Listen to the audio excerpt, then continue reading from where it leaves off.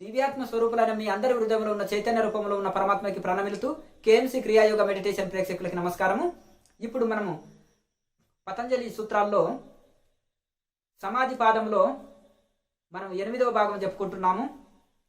8వ పార్ట్ చెప్పుకుంటున్నాము. 41వ సూత్రము. ఈ చిత్తానికి ప్రసన్నత చెందుట కోసము, చిత్తం లయం కావటం కోసం రకరకాల ఉపాయాలు చెప్తున్నారు పతంజలి మహర్షి. క్షీణ వృత్తే రవిజాతస్యేవ మనేర్ గృహీతృ గ్రహణ గ్రాహ్యేషు తత్స్థ తదంజనత సమాపత్తి. ఇక్కడ క్షీణ వృత్తే అయితే ఎట్లంటే ఈ అన్ని వృత్తులు కూడా అన్ని క్షీణించాలి, అన్ని లయం కావాలి. అయితే సహజముగా నిర్మల అయితే మనము ఒక స్ఫటిక స్తంభం ఉందనుకోండి, అయితే అంటే స్ఫటిక స్తంభం లాంటి చిత్తంలో అంటే ఎంత శుద్ధంగా ఉంటుంది, శుద్ధ స్ఫటికలాగా. ఆ శుద్ధ స్ఫటిక వలె మన చిత్తములో ఈ అంటే రాజస సామత తామస ఈ అన్ని వృత్తులు ఉంటాయి. ఈ యొక్క స్ఫటికము ముందు మనము ఎరుపు నలుపు తెలుపు ఏది వస్తే అదే కనిపిస్తుంది కదా అందులో. అలాగే ఈ యొక్క రాజస సామత తామస వృత్తులు అయితే మనం ఈ యొక్క చిత్తం నుంచి దూరం చేసినప్పటికీ కూడా ఇంట్లో కూడా ఇంకా సాత్విక వృత్తులు ఉంటాయి, ఇంకా కొంచెం మిగిలి ఉంటాయి అంటున్నారు ఇక్కడ. కావున సత్వగుణ ప్రధాన విషయాలు సంప్రజ్ఞాత సమాధితో కలుగుతాయి. ఈ సత్వగుణ వృత్తులు అని ఏంటంటే సంప్రజ్ఞాత, అసంప్రజ్ఞాత సమాధి అంటే ఇంకా నిర్వికల్ప సమాధిలో అట్లా ఇంకే చిత్త వృత్తులు ఉండవు, ఏమి ఉండవు, అన్ని లయం అయిపోతాయి, అన్ని భస్మం అయిపోతాయి, ఇంకా ఖాళీది బూడిద అయిపోతాయి, ఇంకేం లేదు. ఇంకా ఇల్లు అంటే బొగ్గుల్లాక అనమాట. కట్టెలు కాల్చినాక బొగ్గులు మిగులుతాయి చూడండి, బొగ్గుల్లాక మిగులుతాయి. ఆ బొగ్గుల్ని కూడా కాల్స్తే బూడిద అయిపోయి అది నిర్వికల్ప సమాధి అంటారు. అయితే ఇక్కడ కూడా ఇంకా కొంచెము సత్వగుణ ప్రధానమైన సంస్కారాలు కొన్ని మిగిలి ఉంటాయి, సాత్వికమైన వృత్తులు కొన్ని ఉంటాయి అంటున్నారు. అయితే ఆ విధంగా ఇక్కడ ఎక్కడంటే ఇంకా ఇంట్లో గ్రహీతృ గ్రహణ గ్రాహ్యేషు. ఇప్పుడు మనం ఒక వ్యవహారాలు నడుపుతున్నాము కదా, అంటే ఇప్పుడు గ్రహణం అంటే తీసుకునేది, అంటే ఇచ్చేవాడు తీసుకునేది, తీసుకోబడేది, ఇచ్చేవాడు తీసుకునేవాడు తీసుకునేది, ఈ మూడు ఉంటాయి కదా. దీన్ని ఇంకా ఇవన్నీ మూడు కూడా లయం కావాలి అనమాట.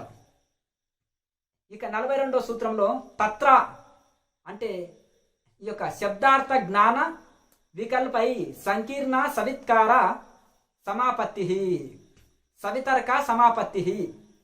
అయితే ఎందుకంటే తత్ర అయితే ఏ విధంగా అయితే శబ్దము అర్థము జ్ఞానము అను మూడు ఒకటిగా తోచినందున ఈ అన్ని మూడు ఒకటిగా తోచినప్పుడు అభిన్న విషయకమై సవితర్క సమాధి అనబడుతుంది. అయితే ఈ మూడు ఎప్పుడైతే ఒకటిగా అనిపించాలి, శబ్ద అర్థము జ్ఞానం మూడు ఒకటే అయిపోతాయి అనుకో, అప్పుడు మనకు సవితర్క సమాధి లభిస్తుంది. వేరుగా అనిపించద్దు, అది కనీసము సవితర్క సమాధి అన్న లభిస్తుంది. సంప్రజ్ఞాత అసంప్రజ్ఞాత సమాధి అంటే నిర్వికల్ప సమాధి, సంప్రజ్ఞాత సమాధి అంటే సవికల్ప సమాధి అనమాట. దీనికి పేర్లు వేరు, విషయం ఒకటే. సవితర్క సమాధి అనబడుతుంది. ఇక ఇంకా చెప్తున్నారు, స్మృతి పరిశుద్ధవు స్వరూప శూన్యే వార్త మాత్ర నిర్భాష నిర్వితరక.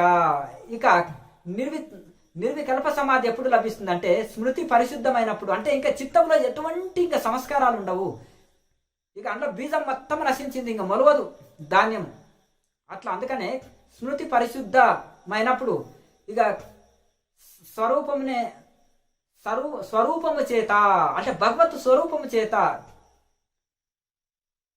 అయితే ఇంకా మనం ఇంకా ఈ చిత్తంలో ఇంకా ఎలాంటి సంస్కారాలు ఉండవు ఇక కనుక దాన్ని అప్పుడు ఇక చిత్తము శూన్యమైపోతుంది, మొత్తం ఇంకా చిత్తంలో ఏమి ఉండదు. దాన్ని ఏమంటే నిర్భాష నిర్వితరక అంటే నిర్వికల్ప సమాధి స్థితి అందుకొనగలుగుతాం అప్పుడు. ఇక 44వ సూత్రంలో ఏతనైవ సవిచార నిర్విచార చ సూక్ష్మ విషయ వ్యాఖ్యాత. అయితే ఏతయైవ అంటే ఏ విధంగానైతే సవిచార నిర్విచార అంటే సబీజ నిర్బీజ సంప్రజ్ఞాత అసంప్రజ్ఞాత దీన్నే ఇది సవికల్పము నిర్వికల్పము ఇట్లా రకరకాల ఇన్ని పేర్లు ఉన్నాయి చూడండి సవికల్ప నిర్వికల్ప సమాధికి. కనుక ఇక్కడ సవిచార నిర్విచార అనేది సవికల్ప నిర్వికల్ప అనమాట. సంప్రజ్ఞాత సమాధుల లక్ష్యముల ద్వారా సూక్ష్మ విషయములకు అయితే ఈ విధంగా వీటి గురించి ఈ సూక్ష్మ విషయముల ద్వారా సూక్ష్మ విషయములను వ్యాఖ్యానించబడినవి. ఇక 45వది సూక్ష్మ విషయత్వం చ లింగ పర్యవసానం. అయితే ఇక్కడ సవిచారము నిర్విచార సమాధులను పొందుతూ యోగి సూక్ష్మభూతములను తన్మాత్రలను అవ్యక్తముపై మనసును నిలుపుతూ సంప్రజ్ఞాత సమాధిని పొందుతాడు. అంటే ఇంకా అలా సాధన చేయగా చేయగా చేయగా చేయగా సూక్ష్మభూతములు ఇంకా వాటిని తన్మాత్రలు, ఎందుకంటే మనసు బుద్ధి చిత్తము అహంకారము అవన్నీ కూడా ఇంకా అవ్యక్తముపై మనసు నిలుపుతూ, అవ్యక్తం అంటే వ్యక్తం కానిది పరమాత్మ, అదే ఎట్లంటే సాకారం కాకుండా నిర్వికార పరమాత్మలో ఇవన్నీ కూడా మనసు బుద్ధి చిత్తము అన్ని కూడా ఒకదాని తర్వాత ఒకటి నెమ్మదిగా లయం అవుతూ అవుతూ అవుతూ నిలుపుతూ అప్పుడు సంప్రజ్ఞాత సమాధిని ఒక్కొక్కటి నిలుపుతూ సంప్రజ్ఞాత సమాధిని పొందును. అలాగే తాయేవ సబీజ సమాధి అట్లు పొందినప్పుడు దాన్నే సబీజ సమాధి అని కూడా అంటారు. ఇప్పుడు అన్ని కూడా సబీజ సమాధి సవికల్ప సమాధి గురించే చెప్పాడు ఇంతవరకు కూడా. ఇక నిర్విచార వైశారథ్యే ఆధ్యాత్మ ప్రసాద. ఎప్పుడైతే నిర్విచార సమాధిని అందు మనం అందులో చక్కగా ఆరితేరినమో సాధకుడు ఆత్మజ్ఞానము పొందుతాడు. ప్రకృతి పురుష వివేకం కలుగుతుంది. ఏది ప్రకృతి ఏది పురుషుడు, ఏది క్షేత్రము ఏది క్షేత్రజ్ఞుడు. క్షేత్రము ప్రకృతి, క్షేత్రజ్ఞుడు ఆత్మ పరమాత్మ. కనుక ఈ రెండింటికి మనకు ఎప్పుడైతే నిర్వికల్ప సమాధిని పూర్తిగా అందుకొని అందులో మనము పరిపక్వత చెందినామో, ఎప్పుడంటే అప్పుడు నిర్వికల్ప సమాధిలోకి వెళ్ళే స్థితిని అందుకున్నాము, అందులో ప్రావీణ్యం సంపాదించినాము అప్పుడు సాధకుడికి ఆత్మజ్ఞానం కలుగుతుంది. ఏమి లాభమయ్యా అంటే ఆత్మజ్ఞానం లాభం. ఆత్మజ్ఞానంతో ఏమి తెలుస్తుంది అంటే దానికి లాభం ఏంటంటే ప్రకృతిని పురుషుని వేరు చేసే వివేకం కలుగుతుంది. ప్రకృతిని వదిలి పరమాత్మని పట్టుకుంటాము, శరీరాన్ని వదిలి ఆత్మని పట్టుకుంటాము. అయితే పురుష వివేక జ్ఞానం కలుగుతుంది.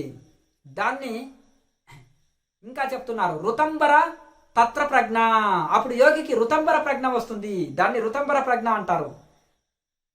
ప్రకృతి పురుషుల వివేకం కలిగిందనుకోండి, అనాత్మ వస్తువులను వదిలిపెట్టి ఆత్మని పట్టుకున్నాడు అనుకో, దాన్ని ఋతంబర ప్రజ్ఞ అన్నాడు.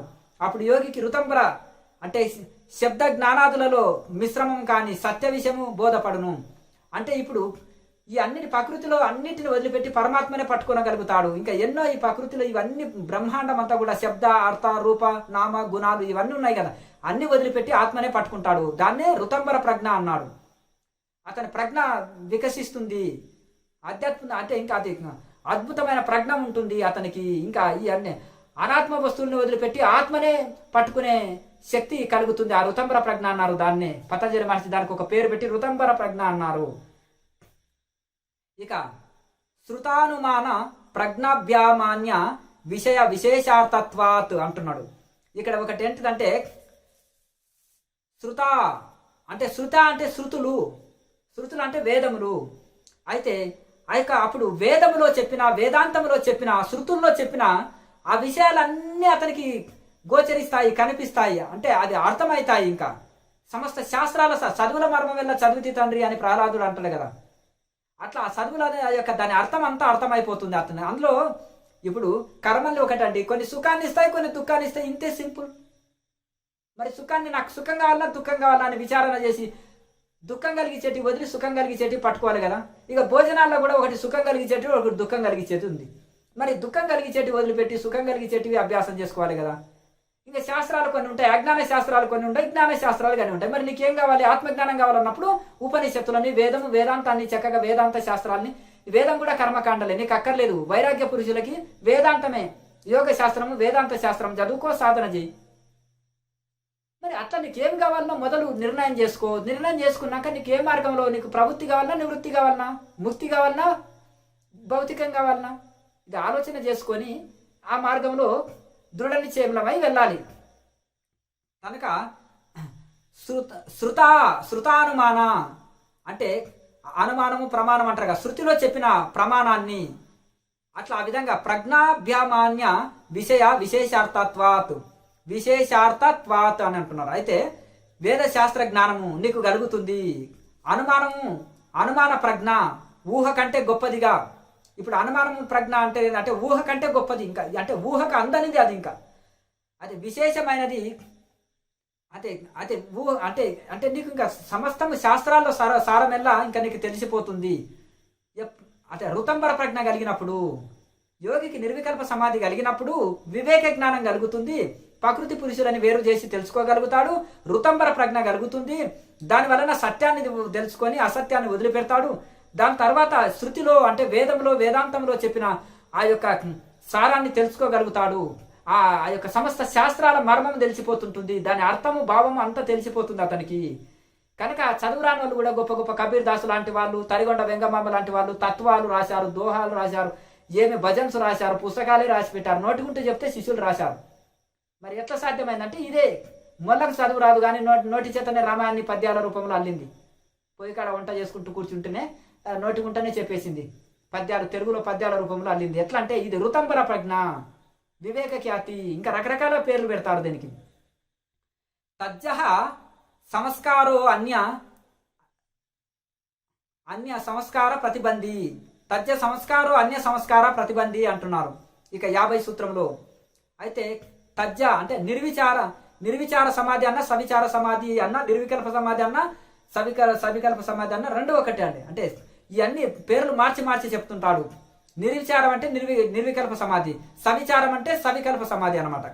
నిర్విచార అయితే ఏవైతే ఉంటుందో నిర్వికల్ప సమాధి వలన కలిగిన సంస్కారము ఇతరములకు శబ్ద రూప సంస్కారములు మొలకెత్తనీయవు అసలు. ఇంకా అంటే ఇంకా మనకు నిర్వికల్ప సమాధి అందుకున్నామండి, ఇంకా శబ్దము స్పర్శ రూప రసగంధాన్ని చూస్తున్నాము, అనుభవిస్తున్నాం. ఇంకా అవే మనకు కావాలని మన మనసు కోరదు. మన నాలుక ఆధీనంలో కళ్ళు, చెవులు, ముక్కు, శబ్ద స్పర్శ రూప రసగంధాలు వాటి విషయాలు. శబ్దము చెవి యొక్క పని, అలాగే వాసన చూడడం ముక్కు యొక్క పని, చూడడం అనేది కన్ను యొక్క పని. దానికే కన్ను, చెవు, ముక్కు, నాలుక, శబ్ద స్పర్శ రూప రసగంధాలు ఇవన్నీ ఆధీనంలో ఉంటాయి. ఇవే మళ్ళీ కావాలని మనసు కోరదు, భావ వికారమును నొందదు. ఈ శబ్ద అర్థ భావాన్ని విన్నప్పుడు భావ వికారాలు రావు, మనసు చలనం అనేది ఉండదు. ఇది కావాలి ఇది వద్దు అనే కోరిక పోతుంటుంది. ఇవన్నీ అతన్ని ఏమి బలవత్తు దుఃఖాలు కూడా ఏమి చేయలేవు. అయితే విన్నది తెలుసుకున్నది ఈ సంస్కారాలు కూడా అతన్ని ఏమి చేయలేవు. వాటిని ఇంకా అసలు ఇంకా బీజాలు ఇంకా నశించిపోయినవి, బీజాలు భస్మం అయిపోయినాయి. ఇంకా లోపల ధాన్యము ఆకారంలో ధాన్యం ఉన్నా ఇప్పుడు కాల్చిన మండి తాడుని బూడిద తాడు లాగా ఉంది. ఆ తాడు కట్టబడుతుందా? కాల్చిన తాడు కట్టడానికి రాదు. కాల్చిన బీజాన్ని బాగా కాల్చిన బీజము మొలకెత్తదు. అలాగే ఇక నెయ్యి అయినాక పాలలో కలవదు, కుమ్మరి పురుగు బురదనంటదు.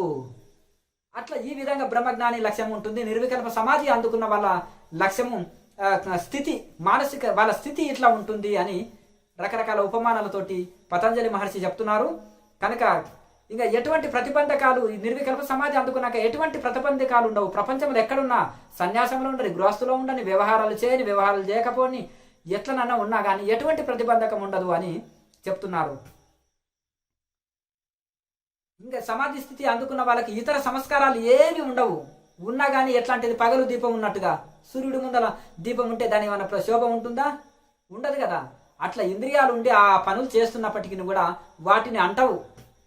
కనుక తస్యాపి ఇక 51వ సూత్రము చివరి సూత్రము ఇది పతంజలి యోగ దర్శనములో సమాధి పాదము అనే సమాధి పాదం మొదటి పాదము, అందులో 51 ఈ యొక్క చివరి సూత్రం అనమాట. ఇది చివరి సూత్రంలో చెప్తున్నాడు, తస్యాపి నిరోధే సర్వ నిరోధాత్ నిర్బీజ సమాధి. తస్యాపి నిరోధే అంటే ఈ యొక్క నిర్వికల్ప సమాధి అందుకున్న వాళ్ళకి, సమాధి అందుకున్నప్పుడు జ్ఞాన ప్రసాదం వలన అంటే జ్ఞానము లభించడం వలన, బ్రహ్మజ్ఞానం లభించడం వలన, సంప్రజ్ఞాత సమాధి లభించడం వలన, తద్వారా ప్రజ్ఞ వలన అది విశేషమైన ప్రజ్ఞ లభిస్తుంటుంది. కనుక దాని వలన సంస్కారములు రెండు నశించును.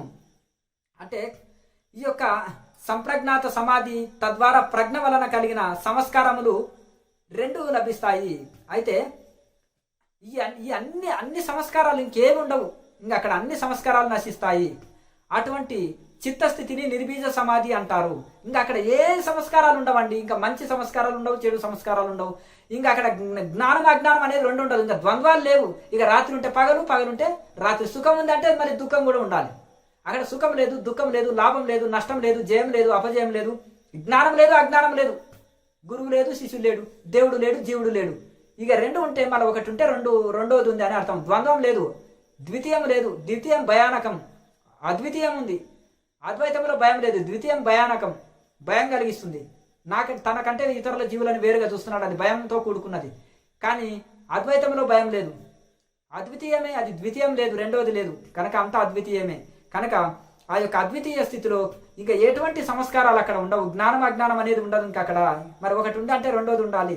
కనుక ఈ విధంగా నిర్వికల్ప సమాధి పొందిన యోగి చిత్తము ప్రకృతి యందు అయితే ఈ యొక్క ప్రకృతి గుణాలు అన్నీ పోయి, ఈ ప్రకృతి ఇవన్నిటి వెళ్ళిపోయి, అయితే ఏ విధంగా ఉందండో జీవాత్మ స్వస్వరూపాన్ని, తన సొంత స్వస్వరూపాన్ని పరమాత్మని సాక్షాత్కరింప చేసుకుంటుంది. పరమాత్మని సాక్షాత్కారము పొంది పరమాత్మలో లయం అయిపోతాము.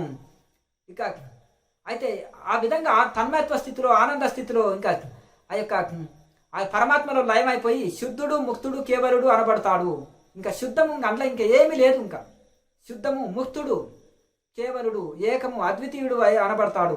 ఇంకా ఆ యొక్క పరమాత్మలోనే లయం అయిపోయి అద్వితీయమే. ఇంకంతా నది పోయి సముద్రంలో కలిసిపోయి సముద్రమయంగా నామరూప గుణములు కోల్పోయి సముద్రంగా మారినట్టుగా, ఆ విధంగా సముద్ర ఆకారం నది పొందినట్టుగా జీవాత్మ పరమాత్మ స్వరూపంగా మారి పరమాత్మ స్వరూపంగా మారి ఇంకా తనలో తాను ఉంటాడు.